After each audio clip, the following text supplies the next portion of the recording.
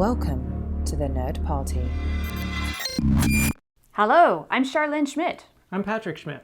We just watched Atonement, episode 9 of season 4 of Babylon 5, and it's time to enter the dreaming in Babble for 5. Drazi parties look like a hell of a lot of fun. Sign me up. If Ivanova's coming back with a cane, it's gotta be intense. Then there's the issue of Jakar's eye.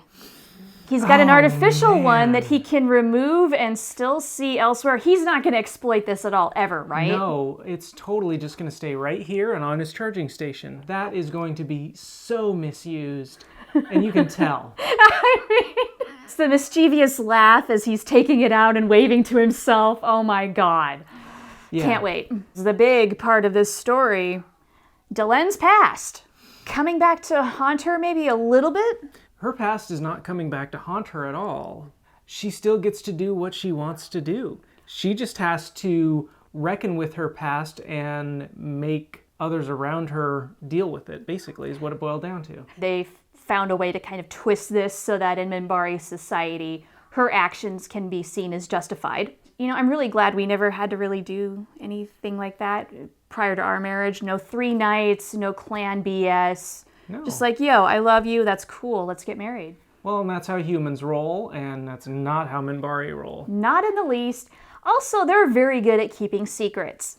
So it shouldn't have been too big of a surprise that all of this, the whole dreaming thing, was based on a lie. It shouldn't be a surprise that the entire society structure is based on a lie.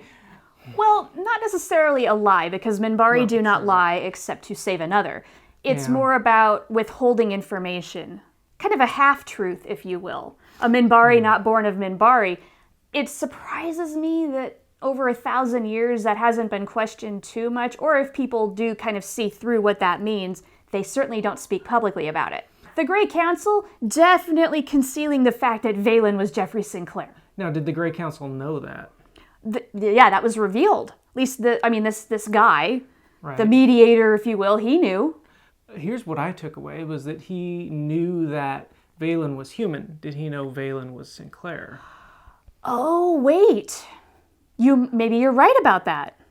No, Delenn knows. Does she? Okay. She even stated as such in this episode. Now, the fact that this other guy, I forget his name, sorry, it's possible maybe he does not know that the human who was a Minbari not born of Minbari was Jeffrey Sinclair. Okay. Nevertheless, the impurity in Minbari DNA stems from him. The conversation about the purity of the DNA was at times pretty frustrating. Delenn's their ambassador to Babylon 5, which is like the core of diversity. And so this argument about the purity of the genetics was, I don't know, almost a little bit backwards. I mean, it's very old-fashioned, yes, if we were going to put that in a human perspective. Right. Really, no other Minbari have gone out and dated a Drazi or a Brakiri or a Pakmara or a Narn. It makes me believe that maybe that is just flat out explicitly stated. Not a thing, guys. Don't date outside your race, which, speciesist. And the thing with Minbari is that purity is a big freaking deal in a lot of ways. The other thing we've got to talk about in this story is that Delenn gave the order that officially kicked off the Earth-Minbari War because of a misunderstanding between cultures. You know, I kind of like No Mercy Delenn. Really? Okay, Yes. This is interesting because you've gone really up and down and back and forth with Delenn. So why do you like rageful Delenn? It's nice to see her make a mistake. Oh, you don't want a little Miss Perfect, huh? Yeah, it was nice to see her make a mistake. It was nice to see her tap into some other mood than I know better than you, which was fun. Now, granted, the Minbari are very smart, but yes, a very fallible race, but very much within Delenn. You know, another thing I noticed is she is heavily influenced by Dukat, Yes. her mentor, and the way that, say, she treats Lanier was influenced by how he treated her. We haven't ever really gotten into her past, and it was interesting to dive into that a little bit. Certainly, especially given what we did know of the Earth-Minbari War and Valen up until this point of time. It's really connecting a lot of dots. Yeah, even in season 4, we're learning more about characters we thought we knew. That's one of the beautiful things about this show.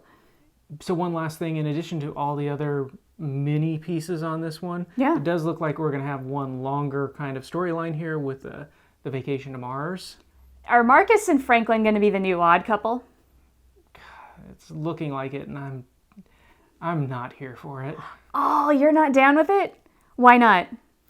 We had the Franklin and Marcus sitting in a cell together moment, and we don't need this again. We're getting it, though. I am the very model of a modern major general of information, vegetable, animal, and mineral. I know the kings of England, and I quote the facts historical from Marathon to Waterloo in order to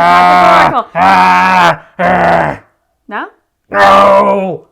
Please don't spoil anything in the comments. We'll talk to you next week. Bye.